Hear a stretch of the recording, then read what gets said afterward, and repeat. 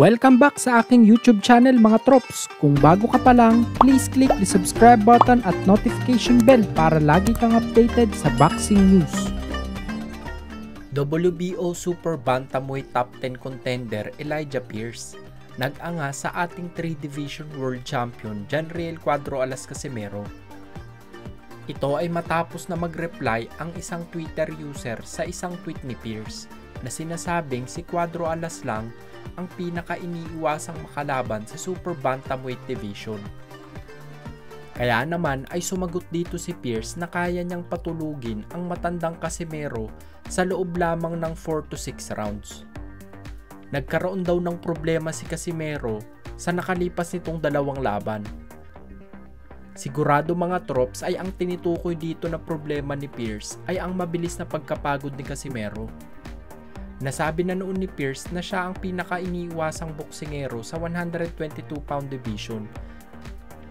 Ang tanging kailangan lang daw niya ay oportunidad na maitapat sa mga malalakas para mapatunayan niya ang kanyang sarili. Sa ngayon ay under na ng Viva Promotion si Elijah Pierce na hawak ngayon ng mga Gibbons. Dito natin mga trops mapapatunayan ang impluensya at lakas sa politika ng isang Gibbons kung magagawang maitapat si Pierce sa mga bigating pangalan sa Super Bantamweight Division o di naman kaya'y sa pag-angat ng rankings nito. Sa kabilang banda naman po ay sa inilabas nga po na balita patungkol sa next fight ni Cuadro Alas na magiging tune-up fight ay marami nga po ang nagtatanong kung sino daw ba ang makakalaban ng ating pambato.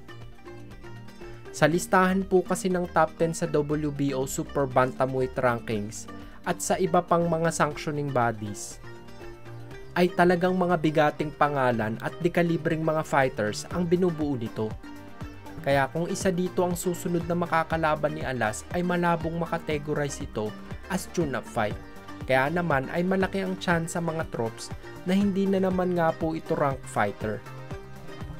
Sa post na inilabas ni Mark Yao aka Silver Voice sa kanyang Facebook page ay nagpost ito ng imahe na tila ba standing ng isang boksingero sa BoxRec na 10 wins, 11 losses, 1 draw at may 1 knockout lamang at may caption na hulaan nyo kung ano ito. Ito po ay naipost ni Silver Voice matapos kumpirmahin ng kampo ni Cuadro Alas na tune-up fight lamang ang next fight nila.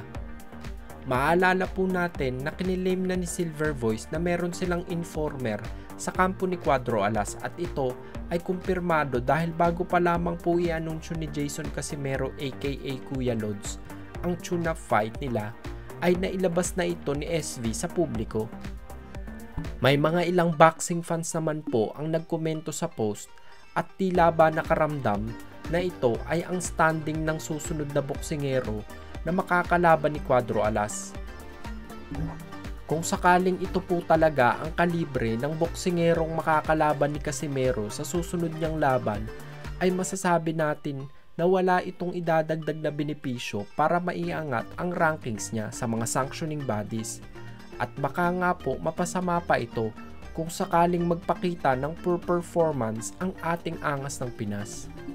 Sa tingin niyo mga troops, sino ang mas magandang makalaban ni Casimero para sa kanyang tune-up fight? Comment nyo lang ang sagot nyo sa baba.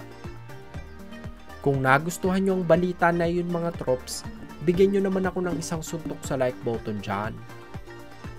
Yun lamang po at maraming salamat.